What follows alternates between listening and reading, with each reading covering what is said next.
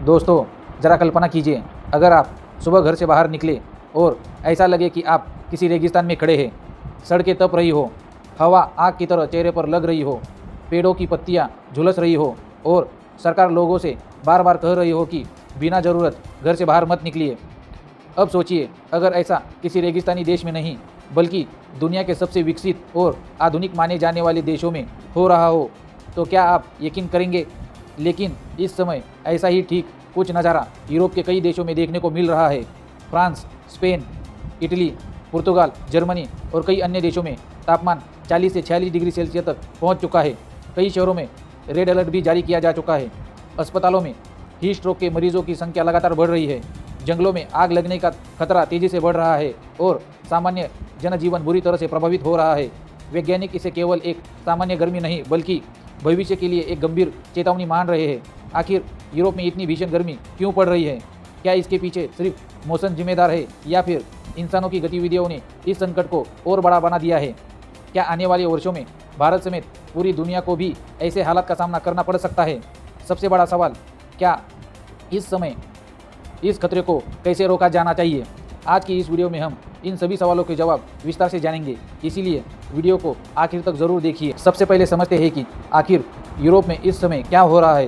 पिछले कुछ दिनों से यूरोप के कई देशों में तापमान लगातार नए रिकॉर्ड बना रहा है।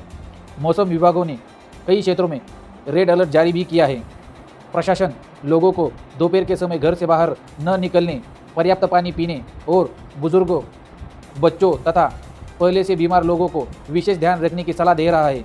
कई शहरों में सार्वजनिक स्थानों पर अस्थायी कूलिंग सेंटर बनाए जा चुके हैं, जहां लोग कुछ समय के लिए गर्मी से राहत पा सकते हैं। फ्रांस के कई हिस्सों में स्कूलों के समय में बदलाव किया गया है। स्पेन और पुर्तगाल में गर्म हवा ने लोगों का जीवन और कठिन बना दिया है। इटली के कई शहरों में पर्यटकों और स्थानीय लोगों को लगातार स्वास्थ्य संबंधी चेतावनी जारी की जा चुकी है। जर्मनी में भी सामान्य से अधिक तापमान दर्ज किया जा चुका है। इस गर्मी का असर केवल मौसम तक सीमित नहीं है। अस्पतालों में हीट स्ट्रोक और डिहाइड्रेशन के मामले में वृद्धि देखी जा रही है। कई जगह पर फिर मरीजों की स्थिति में चिंताजनक बनी हुई है। कुछ इलाकों में रेल सेवाओं की गति भी कम हो रही है, क्योंकि अत्यधिक गर्मी से रेल पटरियां भी प्रभावित होने का खतरा बढ़ रहा है। बिजली की मांग तेज बढ़ रही है, क्योंकि लगभग हर घर, कार्यालय और अस्पतालों में एयर कंडीशन और कूलिंग सिस्टम लगातार चल रहे हैं। इसीलिए बिजली व्यवस्था पर भी अतिरिक्त दबाव बढ़ रहा है। और सवाल यह है कि आखिर इस बार इतनी गर्मी असामान्य क्यों हो गई है? क्या यह सिर्फ एक संयोग है या इसके पीछे कोई बड़ा वैज्ञानिक कारण छुपा है? वैज्ञानिकों का कहना है कि इस बार कई प्राकृतिक और मानवीय कारण एक साथ मिलकर इस स्थिति को और अधिक गंभीर बना सकते हैं। लेकिन अब सबसे बड़ा सवाल यह है कि आखिर यूरोप में इस बार गर्मी इतनी खतरनाक क्यों हो गई है? क्या यह सिर्फ मौसम का एक सामान्य बदलाव है या फिर इसके पीछे कोई बड़ा वैज्ञानिक कारण छुपा है? वैज्ञानिकों का कहना है कि इस बार कई ऐसे कारण एक साथ सक्रिय हुए हैं जिन्होंने इस हीट वेव को बेहद गंभीर बना दिया है। सबसे पहले बात करते हैं ओमेगा ब्लॉक की। यह एक विशेष मौसमीय स्थिति होती है जिससे वायुमंडल के ऊपरी हिस्से में उच्च दबाव का एक मजबूत क्षेत्र लंबे समय तक एक ही स्थान पर बना रहता है।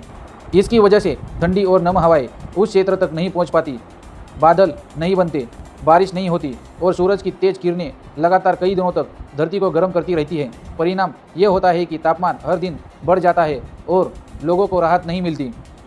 लेकिन केवल ओमेगा ब्लॉक ही इस संकट की वजह नहीं है। इसके पीछे सबसे बड़ा कारण जलवायु परिवर्तन यानी क्लाइमेट चेंज है।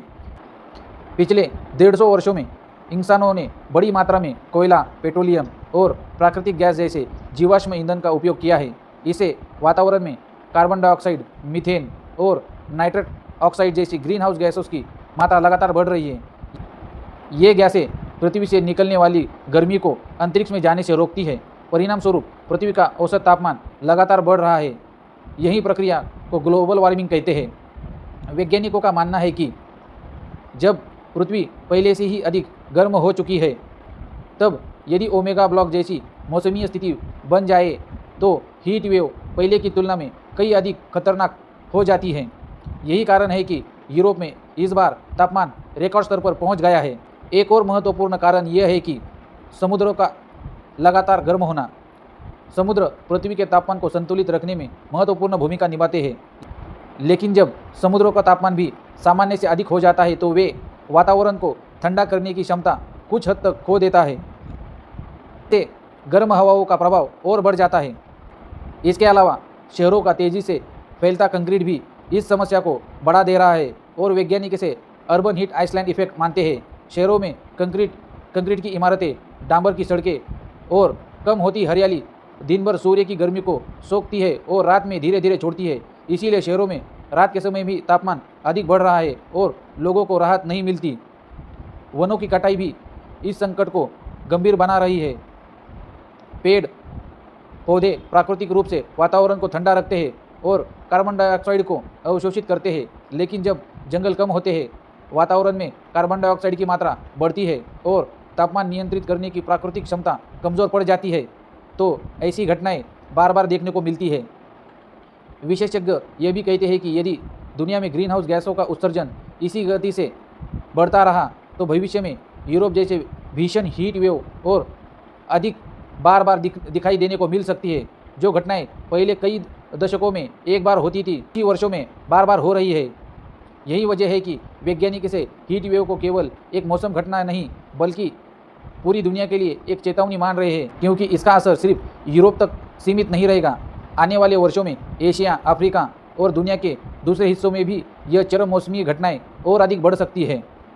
अब सवाल यह है कि इस भीषण गर्मी का असर केवल तापमान तक सीमित है या फिर यह लोगों की ज़िंदगी, अर्थव्यवस्था, खेती, पानी, बिजली, जंगलों और पूरी दुनिया पर भी गंभीर प्रभाव डाल रही है।